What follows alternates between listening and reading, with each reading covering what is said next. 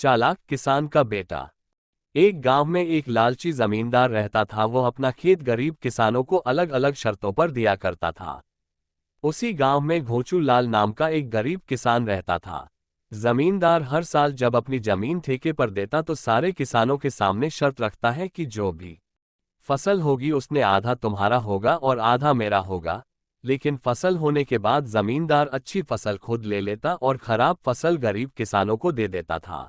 एक दिन भोचू लाल का बेटा सुमन गर्मियों की छुट्टियों में अपने गांव में आया और उसने अपने पिताजी बाकी किसानों की हालत देखी जो बहुत ज्यादा खराब थी। उसके पिताजी ने सुमन को सारी बात बताई।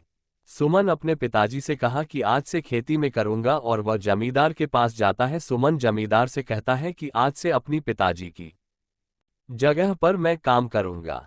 सुमन ने जमींदार से कहा, बताइए जमींदार जी, इस बार कौन सी शर्त है।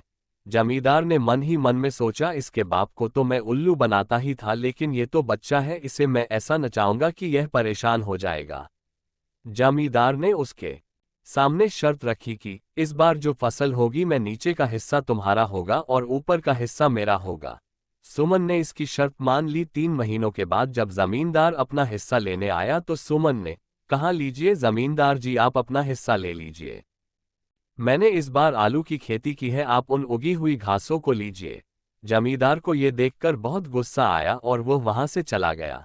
कुछ दिनों के बाद सुमन दोबारा जमींदार के पास गया और जमींदार ने फिर उसे ठेके पर खेत दिया। इस बार जमींदार ने शर्त रखी कि नीचे का हिस्सा मेरा होगा और ऊपर का हिस्सा तुम्हारा होगा। सुमन ने उसकी यह शर्त को मान लिया। 3 महीनों के बाद जमींदार जब आया तब सुमन ने कहा, जमींदार जी, आप अपना नीचे का हिस्सा ले लीजिए, इस बार मैंने गेहूं की खेती की है। जमींदार को ये देखकर बहुत गुस्सा आया और उसने कहा, तुम अपने आप को बहुत होशियार समझते हो, इस बार मेरी यह शर्त रहेगी कि ऊपर और नीचे की फसल मेरी होगी और बीच की फसल तुम्हारी होगी। सुमन ने ये शर्त को मान लिया और जमींदार से कहा कि मेरी भी एक शर्त रहेगी, अगर मैं इस शर्त में जीत गया तो तुम सभी किसानों को उनका हिसाब बराबर दोगे।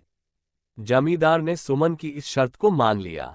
3 महीनों के बाद जमींदार अपना हिस्सा लेने आया तो सुमन ने कहा, जमींदार जी, आप अपना ऊपर का और नीचे का हिस्सा लीजिए, इस बार मैंने गन्ने की खेती की है। ये सब देखकर जमींदार हार मान लेता है और तब से जमींदार किसानों को उनका हिसाब बराबर देता है, जिससे सभी किसान बहुत खुश होते हैं। ज्यादा लालच नहीं करना चाहिए।